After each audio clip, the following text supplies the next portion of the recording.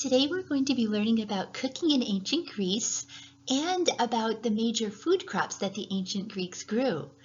So, a typical meal in ancient Greece would almost always include three main things: grains, grapes, and olives.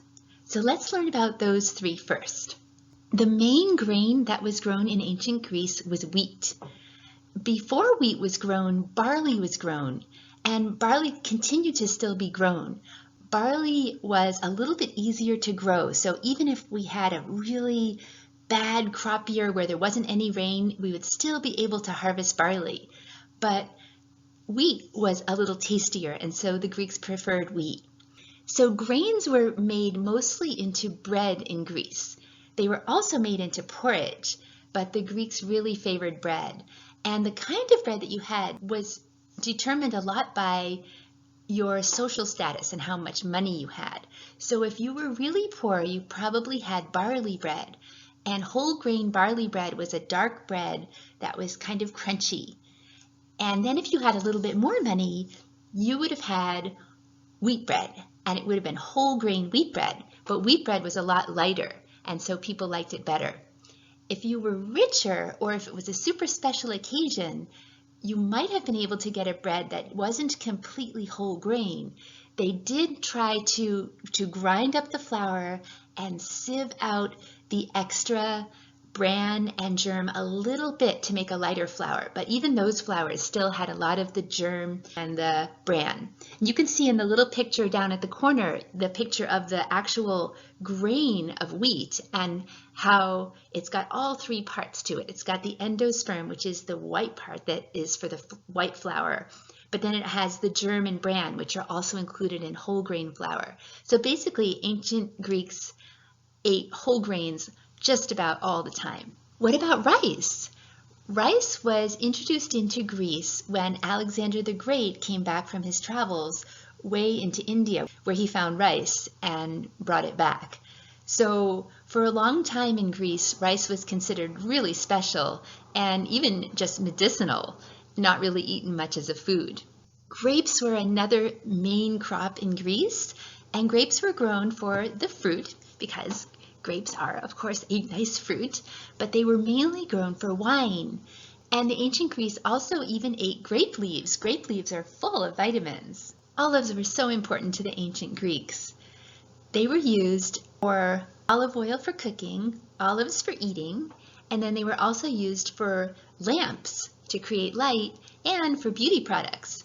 Olive trees, just like grapes, grow great in the sunny, dry Greek climate with really mild winters, and olive trees can last for years and years. Some of the trees pictured here are really old, so they just keep on producing and providing olives. The Greeks believed that the goddess Athena brought olive trees to Greece. So olive oil was used in almost all of the dishes that the ancient Greeks would have cooked. And even today, Greeks consume more olives than people in any other country. So olives technically fall into the veggie food group, but when we're talking about olive oil, we're talking about a really healthy oil, and oils fall into sometimes foods. So to get the oil out of the olive, the ancient Greeks would press the olive seeds with a stone press and extract the oil that way. And one really fun fact about olive oil is that the winners of the Olympics were paid in olive oil.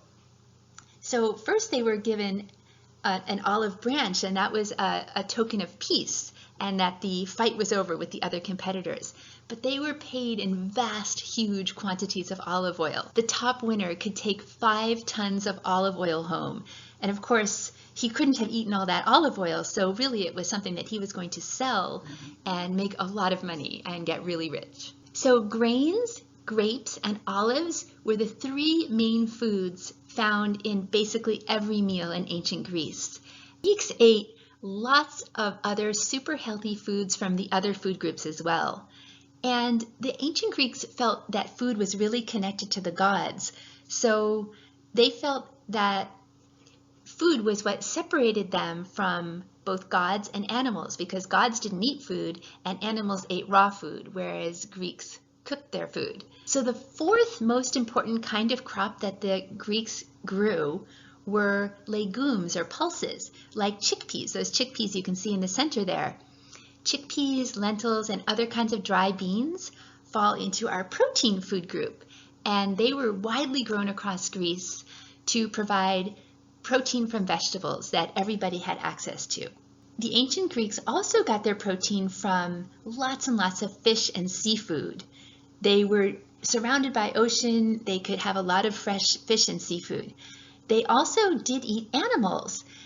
And most of the time when they were eating a domesticated animal like a goat or a sheep, it was part of a religious ceremony where they were sacrificing to the gods and then eating the meat afterwards. But otherwise, the Greeks did not often eat their domesticated animals, but they did eat wild animals that they trapped and caught. In fact, many Greeks thought that eating domesticated animals was something that only barbarians did. They liked to compare themselves to their neighbors, the barbarians, and think that they were superior.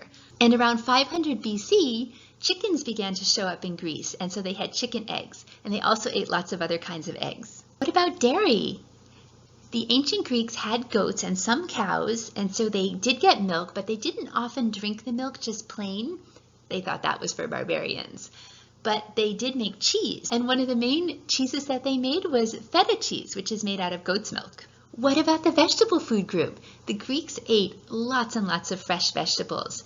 They had bountiful vegetables and lots of greens. I have a picture of a dandelion green there. They ate also cucumbers and lots of vegetables in the onion family, like garlic and leeks and green onions. And they had lots of fruits.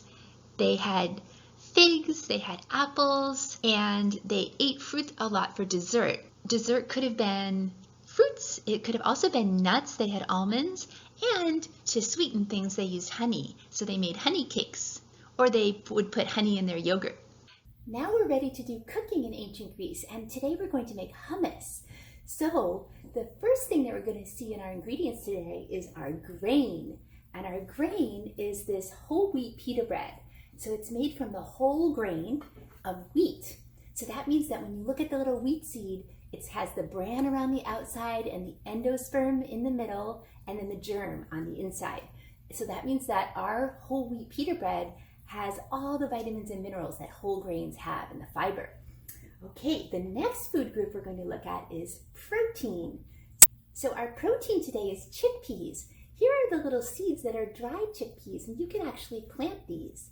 And we're going to be using them today out of a can, so they're already cooked.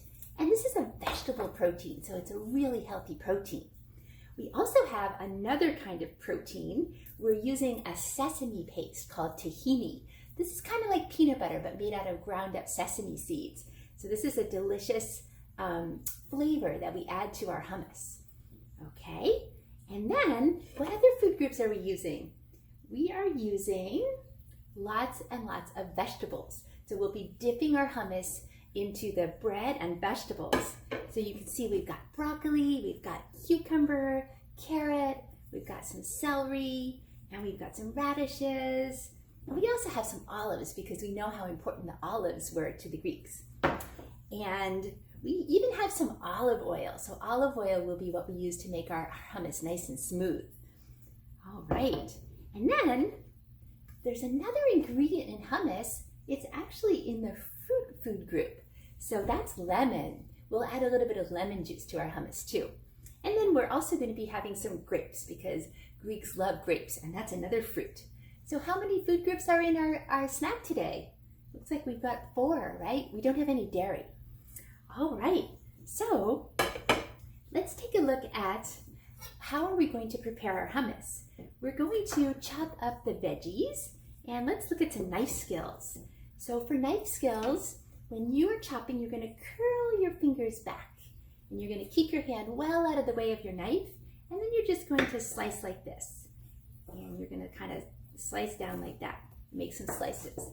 So we'll chop up all of our veggies, and we'll make our hummus. We'll measure out our ingredients, and when we have the chickpeas and the olive oil and the lemon and the sesame paste tahini all together, then we have to make them into a smooth paste. So we have a couple of options here. we could do what the ancient Greeks did, which is we could use this mortar and pestle and we could grind it up. So we'll try that. But we also can use electric gadgets. We can use this blender. So we can make most of our hummus today we'll actually make with our blender. Look at the beautiful hummus that we made. We have veggies and bread, whole grain bread to dip into the hummus. We have an olive and we have some grapes. What a beautiful ancient Greek meal and so healthy. Now there's one more thing I want to show you, and that is that we can actually plant these chickpea seeds, the dry ones, and see if they sprout. They should grow because, you know, food is alive and seeds are supposed to be alive. So what you guys can do is what I call a little germination test. And that means we're checking to see if the seeds will sprout.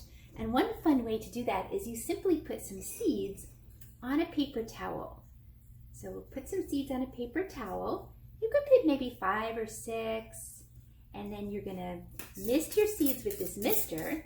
Mist the whole paper towel and the seeds. Get it nice and moist. And then we roll this up so that the seeds are gonna get nice and moist with all that water that we just put on the paper towel.